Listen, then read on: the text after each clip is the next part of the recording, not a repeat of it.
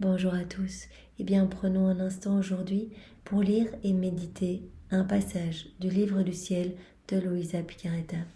Au nom du Père qui m'a créé, du Fils qui m'a sauvé et du Saint-Esprit qui me sanctifie. Amen. Jésus, je me plonge en toi, dans ta divine volonté. Je m'unis à toi, je m'identifie à toi, je me consume en toi. Je viens fusionner, fondre ma volonté dans la tienne. Et je te supplie, Seigneur, de t'occuper de mon cœur, de venir y retirer toutes ces mauvaises choses que j'ai mises en place au fil des années. Voilà, dans ma volonté propre. Pardonne-moi, Seigneur. Et je te demande pardon aussi pour tous les hommes de toutes les générations. Viens nettoyer nos âmes et viens t'y établir, Seigneur. Sens-toi libre d'agir à partir de nos humanités que nous t'offrons aujourd'hui, en gage de notre amour pour toi, au nom de tous. Oui, Seigneur, vraiment empare-toi de nos actions, de nos regards, de nos paroles, de nos pensées, de nos battements de cœur, de notre souffle, de nos pas. Que tout soit fait pour toi, Seigneur, pour ta gloire. Que tout soit fait par toi, que ce soit toi qui fasses tout en nous et que tout soit fait immergé en toi, dans ta divine volonté. Et que tout puisse t'amener de la gloire, Seigneur, et de la joie. Nous voudrions devenir vraiment ces petites sources d'amour et de réjouissance pour toi, ton Père et l'Esprit Saint. Maintenant, Seigneur, nous te supplions de disposer nos cœurs pour que nous puissions recevoir ce nouvel enseignement, que nous puissions le comprendre avec ta sagesse à toi, ton intelligence, et que nous puissions vraiment laisser descendre chacun de ces mots, les digérer et les mettre en pratique. Nous voudrions vraiment que nos vies puisse te faire plaisir, Seigneur. Alors, utilise chacune de nos vies, qu'elles ne soient pas perdues ici-bas, que nous puissions brûler d'amour pour toi et te faire connaître. Donne-nous vraiment cette grâce de pouvoir, à chacun des instants, nous unir à toi pour te ramener des enfants à toi. Pour vraiment, à chaque fois qu'on s'unit à Jésus, il y a des âmes qui sont touchées et qui se convertissent. Alors donne-nous cette grâce vraiment de cette union continuelle avec toi, que notre vie devienne une prière et vraiment te réjouisse, Seigneur. Parle maintenant à travers ma bouche, envoie-moi ton Esprit Saint, que je reste toujours unie à toi dans ta vérité et que ce moment, fait par toi, devienne divin et éternel et qu'il touche de nombreuses âmes et en sanctifie certaines et en bénisse d'autres, en purifie d'autres encore dans le ciel. Voilà, Seigneur, vraiment c'est ce que nous souhaitons, c'est que toutes les âmes, que tous nos frères et sœurs, que tous les hommes soient sauvés. Alors le passage que nous allons méditer est celui du 12 mars 1923. Nous sommes toujours dans le volume 15. C'est Luisa qui parle. Je me sentais mourir parce que j'étais séparée de mon doux Jésus. Donc Luisa, une fois de plus, se sent mourir parce qu'elle ne voit pas Jésus physiquement. Bien qu'il vive en elle, puisqu'elle vit dans la divine volonté, il est là avec son Père, avec l'Esprit Saint, son royaume, son trône, enfin tout. Mais quand elle ne le voit pas, qu'elle ne peut pas le prendre dans les bras, elle se sent complètement mourir. Elle vit vraiment un manque atroce. S'il venait, c'était le temps d'un éclair. Comme je fus incapable d'endurer cela plus longtemps, Jésus s'avança à l'intérieur de moi plein de compassion. Donc Jésus nous montre déjà ici que c'est lui qui autorise cela dans nos vies. Quand nous nous abandonnons entre ses mains, toutes les choses qui nous arrivent, nous devons les prendre comme venant de ses mains divines. Ici, il permet cela. Il voit Luisa, il est connecté, il est câblé à son cœur, il est dans son cœur et il voit qu'elle est malheureuse. Et donc, quand elle ne peut plus endurer autant de souffrances qu'il lui partage, il vient vers elle avec compassion pour vraiment la consoler et pour apaiser sa souffrance. Dès que je le vis, je lui ai dit « Mon amour, quelle souffrance! Sans toi, je me sens mourir, mais d'une mort dont je ne meurs pas véritablement, ce qui est plus pénible que la mort elle-même. » Donc Luisa est comme à l'agonie, mais elle ne meurt pas vraiment. Donc elle dit c'est encore plus pénible parce que cet état est continuel. Quand tu n'es pas là, puisque tu es ma vie, que tu es mon tout, j'ai l'impression qu'on m'arrache ma vie. Mais pourtant, je suis bien là sur la terre. Je ne sais comment la bonté de ton cœur peut supporter que je demeure ainsi seule et dans cet état de mort continuelle à cause de toi. Dit Jésus, comment tu peux supporter de me voir dans cet état-là? Il me dit, donc Jésus dit à Luisa, ma fille, ne perds pas courage. Donc c'est quelque chose qui l'autorise dans la vie de Luisa, qu'il permet pour lui donner sa ressemblance. C'est quelque chose que Jésus a déjà vécu lors de son passage sur la terre. Cette souffrance de se sentir séparé de sa divinité, de son Père. Rappelons-nous sur la croix quand il a dit « Père, pourquoi m'as-tu abandonné ?»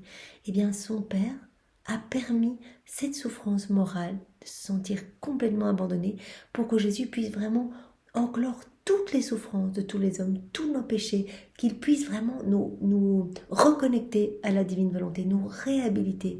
Il avait besoin de sentir aussi cet abandon pour vraiment eh bien, expier nos péchés et pour sentir vraiment la totalité de toutes les souffrances. Tu n'es pas seul à souffrir cette peine, parce que je l'ai éprouvée avant toi, ainsi que ma chère mère. Rappelons-nous, Jésus et la Vierge Marie ne forment qu'un maillon unique.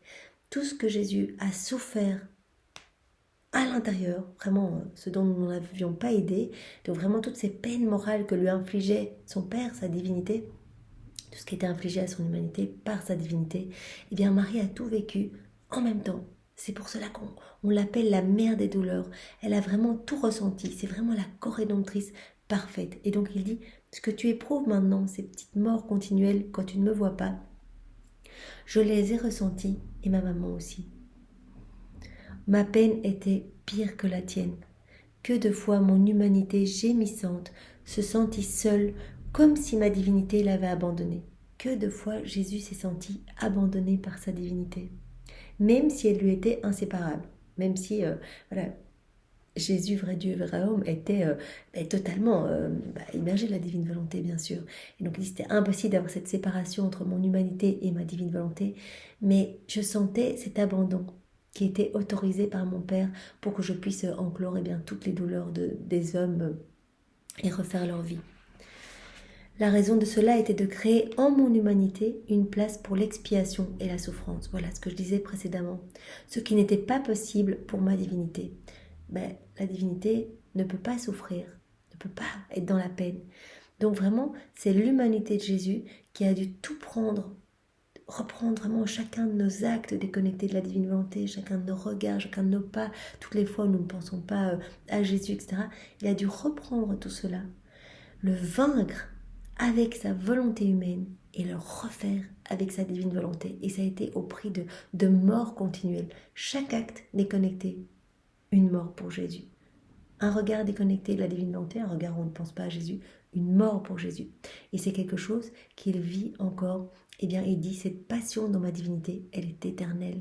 Parce que tant que l'homme n'est pas revenu à sa place d'enfant de lumière, de propriétaire de tout mon royaume, tant que l'homme n'est pas gorgé de divin, eh bien je continue à souffrir cela.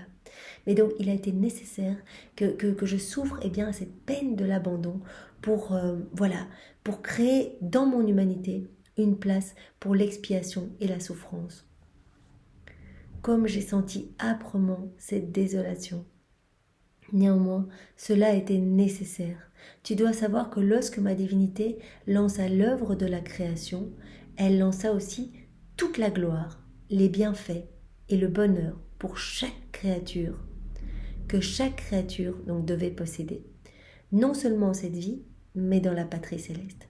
Donc au moment de la création, lorsque la divinité lança l'œuvre de la création, elle a prévu en même temps tous les paquets, tous les cadeaux pour chacun de nous. Donc amour, bonheur, joie divine, paix, etc. Ce que chacun de nous devait posséder ici-bas et dans le ciel. Donc il dit voilà, tout a été prévu, tout a été vraiment créé, organisé au moment du fiat de la création. Donc tous ces petits paquets pour chacun sont là. La part prévue pour les âmes perdues restait en suspens.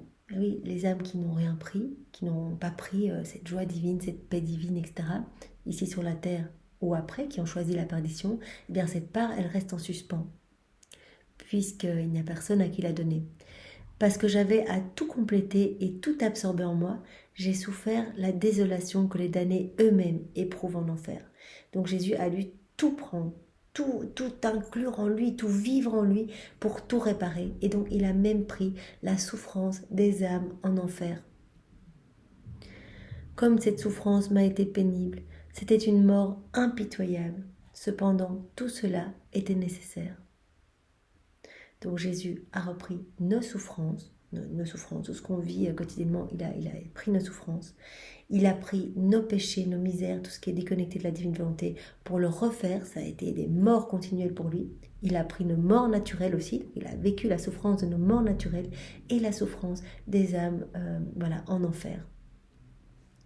Donc tout cela a été peine continuelle au point tel que vraiment Jésus a dit à Louisa, mais moi chaque battement de cœur était une torture en fait, seconde après seconde, depuis la seconde 1 de mon incarnation.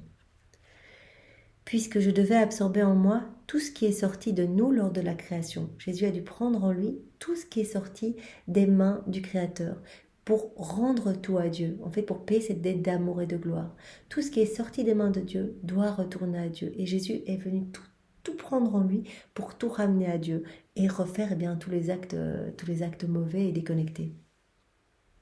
Je devais absorber en moi tout ce qui est sorti de nous lors de la création, la gloire, les bienfaits, le bonheur, pour ensuite en disposer à l'avantage de ceux qui en bénéficieraient.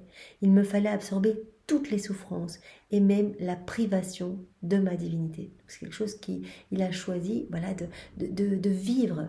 Sa divinité a choisi de lui imposer cette souffrance du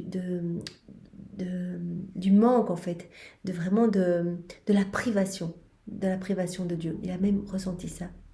Maintenant que tous les avantages de la création ont été absorbés en moi, et comme je suis la tête d'où proviennent tous les bienfaits qui descendent sur toutes les générations, je cherche des âmes qui me ressemblent par leurs souffrances et leurs œuvres pour les faire participer à la grande gloire et au bonheur que porte mon humanité.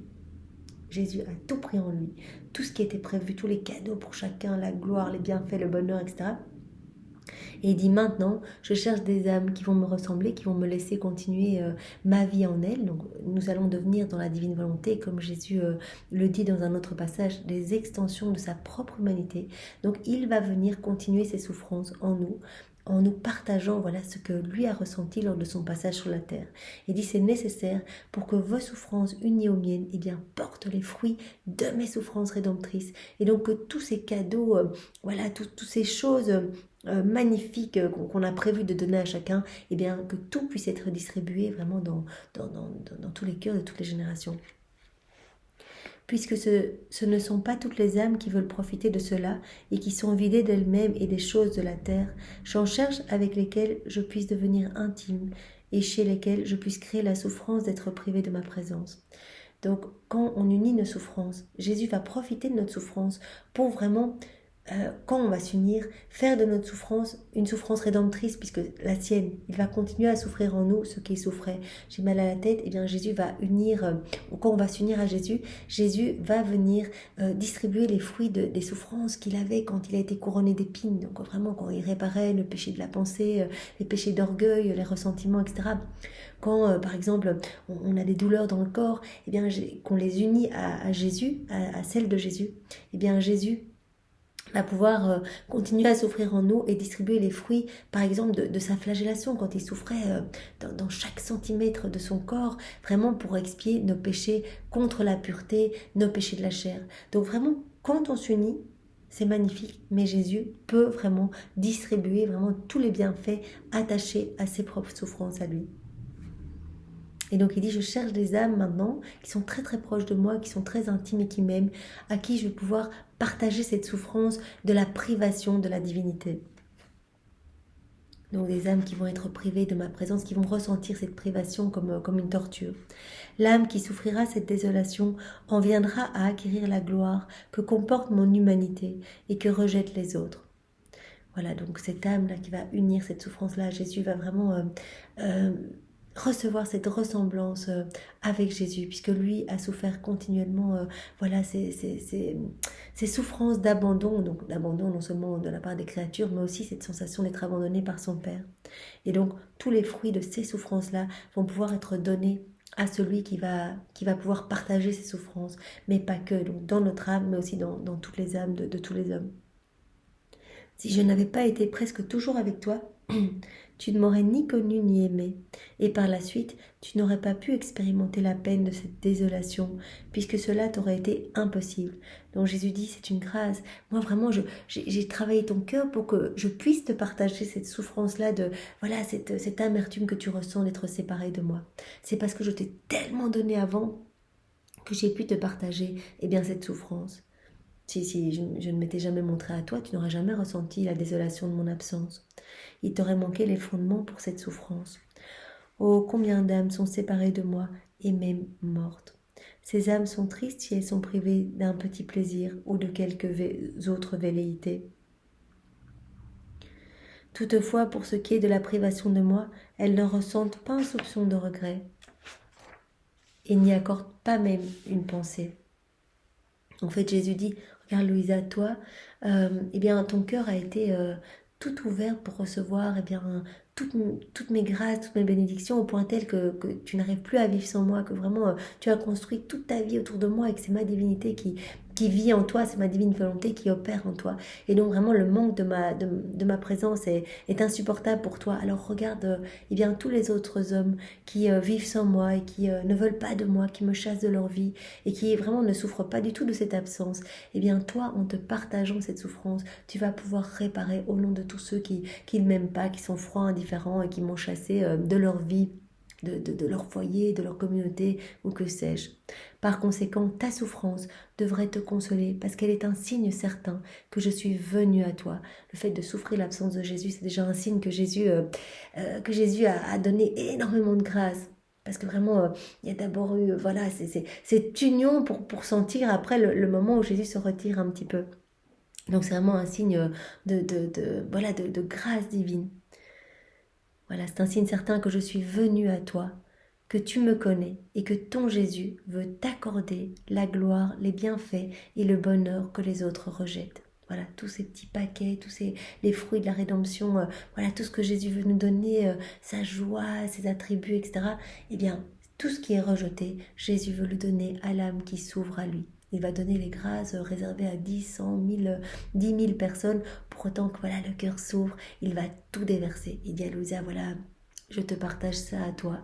Eh bien, nous pouvons, si parfois nous connaissons de la difficulté, voilà, à rester vraiment brûlant d'amour pour Jésus, eh bien peut-être que Jésus nous partage aussi ces moments de désert où nous sentons que c'est plus difficile de prier. Nous sentons que c'est plus difficile de rester concentré à la messe. Jésus nous partage peut-être cela, puisqu'il dit, voilà, c'est un signe que si tu ressens un petit peu de la tristesse de ne plus arriver à prier, c'est que je t'ai déjà donné cette grâce de la prière avant. Je t'ai donné voilà, le feu dans ton cœur pour que tu sentes maintenant ce manque. J'ai dû te donner avant. Et donc ne te désole pas parce que c'est vraiment un signe que je t'ai visité et que je veux t'accorder eh bien, la gloire, les bienfaits, le bonheur que tous les autres hommes eh bien, me jettent à la figure. Donc vraiment, nous pouvons prendre ces moments d'aridité eh bien, comme un cadeau de prédilection pour vraiment eh bien, nous rapprocher davantage de Jésus pour lui ressembler dans ce que lui a souffert sur la terre. Vraiment, ces manquements, ces privations, ces petites morts continuelles qu'il a ressenties quand il s'est senti comme abandonné par son Père. Donc le Seigneur partage et nous pouvons être sûrs que voilà, si nous avons donné notre oui, notre fiat et que nous vivons dans la divine volonté, tout ce qui nous arrive est autorisé par Jésus pour nous faire grandir et nous rapprocher de lui. Tout, que ce soit des moments d'aridité, des moments de souffrance comme Louisa, ou des moments de joie intense ou des obstacles dans notre vie, tout est autorisé. Donc il faut remercier pour tout ce qui nous arrive et faire confiance, garder Jésus vraiment dans notre attention à chaque instant, rester vraiment ciblé sur Jésus, même si c'est difficile, même si on ne le ressent plus, même si on n'y arrive plus, eh bien on s'abandonne entre les mains de Jésus et on le remercie pour ce que nous sommes en train de vivre, même si c'est parfois difficile. Seigneur, eh bien sois loué, béni et glorifié dans ta divine volonté, au nom de tous. Au nom du Père et du Fils et du Saint-Esprit. Amen. Soyez tous bénis, passez une belle journée. Au revoir.